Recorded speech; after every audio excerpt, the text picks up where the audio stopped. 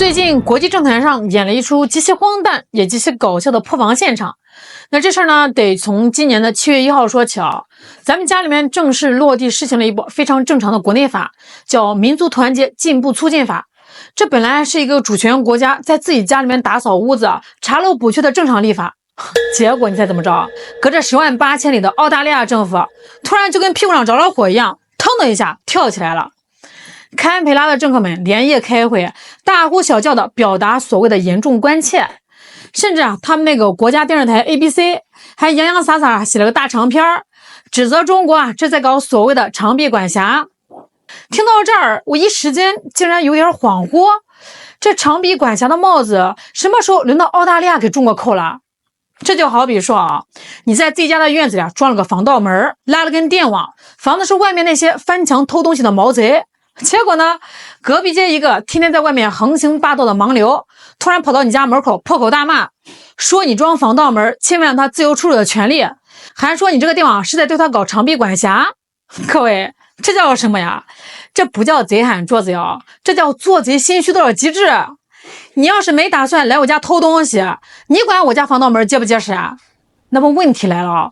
中国的一部国内法怎么就跟精准制导导弹一样，一下子就戳中了堪培拉的肺管子了？那些平时道貌岸然的澳大利亚政客心里面到底藏着什么鬼啊？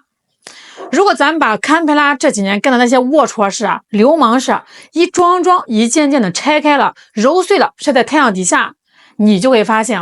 在长臂管辖和双重标准这条赛道上，澳大利亚那绝对是深得美国真传的昂萨高材生。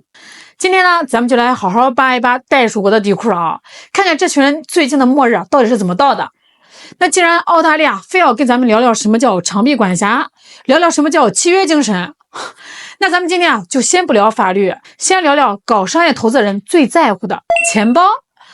今年的5月份澳大利亚有一个叫查莫斯的国库部长，这老爷子在办公室里喝着咖啡，突然翻出了该国1975年制定一部老古董法律。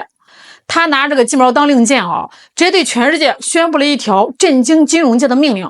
现6家跟中国资本有关联的股东必须在14天之内无条件的清空他们手里面持有的澳大利亚北方矿业的所有股份。各位，那可是16.79亿股呀，不是一笔小数目呀。人家企业拿着真金白银，在澳大利亚法律框架内合法合规的搞投资做生意，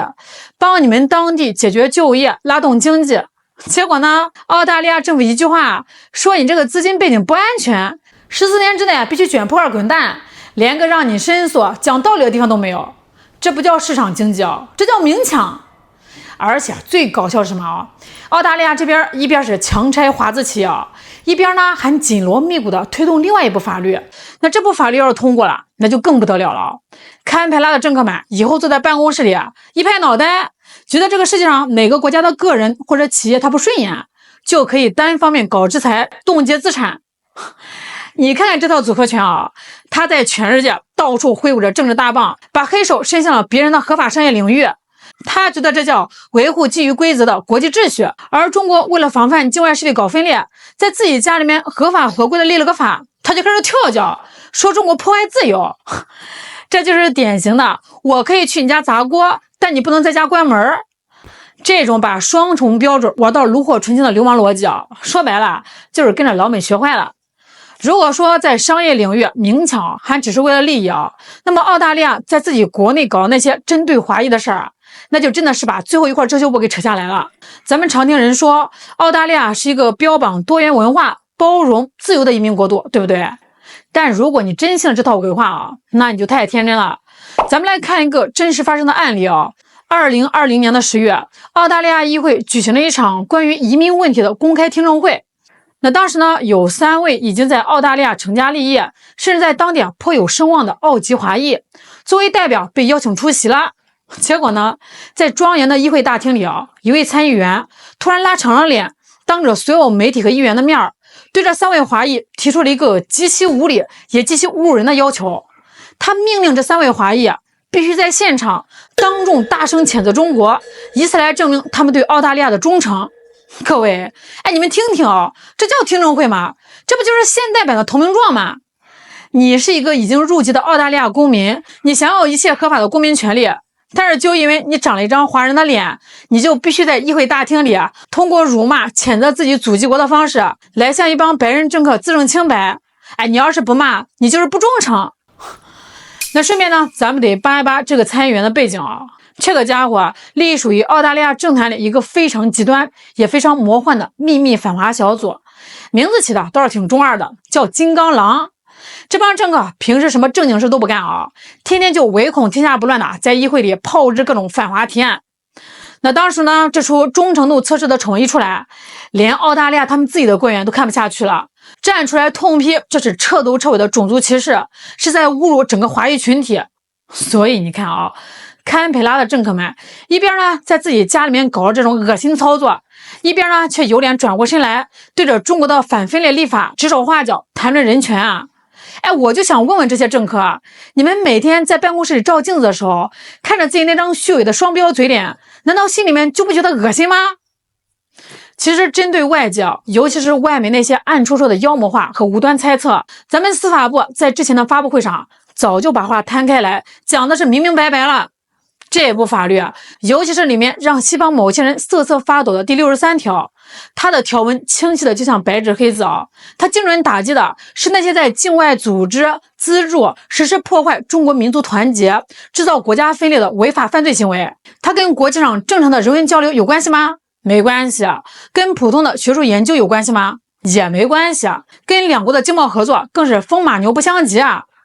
那普通的国际友人，无论是来中国旅游、做生意还是搞科研的，谁会闲着没事大半夜不睡觉去策划怎么搞分裂啊？只要你是合法合规的正常人，这部法律对你来说就是空气啊，你根本就感受不到它的存在。那么问题又回来了啊，既然跟正常人没关系，堪培拉的那帮政客和媒体到底在慌什么呀？他们在替谁叫屈啊？又是在给谁打掩护呢？堪培拉之所以这么慌啊，是因为他们心里面有鬼，家里面养了贼。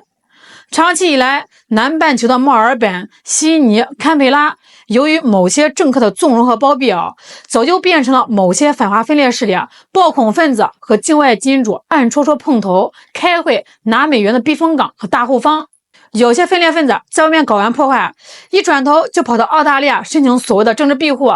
在当地吃喝玩乐，继续摇唇鼓舌。以前呢，他们觉着隔着浩瀚的太平洋和印度洋，中国拿他们没办法。结果现在啊，中国筑起了法律的高压线，新法明确规定，境外组织和个人搞分裂，一样依法追究。这一下子，那些躲在澳大利亚阴暗角落里的金主、线头、黑手们，突然发现法律的探照灯直接打在他们脸上了，红线已经拉起了，高压电已经通上了。他们以前玩的那些境外遥控、境内点火的把戏，以后只要一伸手，就得被依法清算。这群人能不急吗？他们急得跳脚，恰恰证明中国这发子弹结结实实打在他们的要害上了。咱把这个视野再放大一点主权国家通过国内立法来防范境外分裂势力，这在国际法和国际惯例上本来就是通行了几个世纪的基本操作。那远的不说就说美国有大名鼎鼎的外国代理人登记法，只要你拿了外国的钱在美国做游说，不登记立马就得进监狱。美国还有反间谍法、爱国者法案那长臂管辖的触角都延伸到外太空去了。